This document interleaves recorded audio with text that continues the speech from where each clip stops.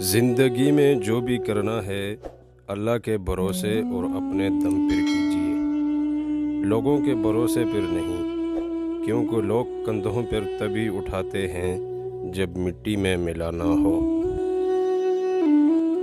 جب زندگی تمہیں بے ترتیب کر کے رکھ دیتی ہے تب اللہ خود تمہیں دعاؤں کو ترتیب دینے کا ہنر سکھا دیتا ہے۔ حضرت علی نے فرمایا، کبھی تم دوسروں کے لیے دل سے دعا مانگ کر دیکھو، تمہیں اپنے لیے دعا مانگنے کی ضرورت نہیں پڑے گی۔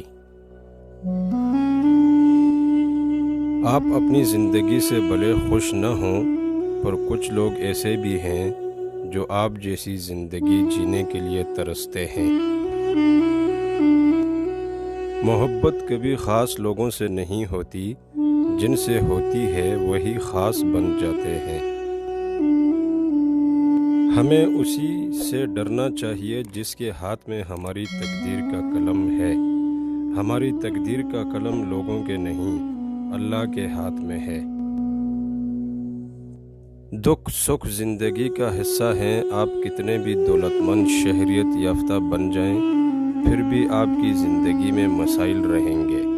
نجات صرف اسلام میں ہے، جس سے آپ کو جنت ملے گی جہاں ہر خوشی ہوگی۔ ملنے اور بچھڑنے کے راستے ہمیشہ ایک جیسے ہی ہوتے ہیں، بس فرق صرف اتنا ہے کہ ملنے میں مدتیں لگ جاتی ہیں اور بچھڑنے میں کچھ لمحے۔ لوگوں کو اچھا سمجھنا چھوڑ دیں، کیونکہ لوگ اندر سے وہ نہیں ہوتے جو باہر سے دکھائی دیتے ہیں۔ کچھ لوگ آپس میں چھوٹی چھوٹی خوشیاں بھی انجوائے کر لیتے ہیں، اور کچھ حسد کے مارے خوشی کے بڑے مواقع بھی گنوا دیتے ہیں۔ کپڑے، شکل اور زبان اکثر جھوٹ بولتے ہیں، انسان کی اصلیت تو وقت آنے پر پتہ چلتی ہے۔ کبھی کبھی انسان کے پاس خاموشی کے علاوہ کوئی حل نہیں ہوتا، کیونکہ وہ بات کرتا ہے تو بات اور بگڑ جاتی ہے۔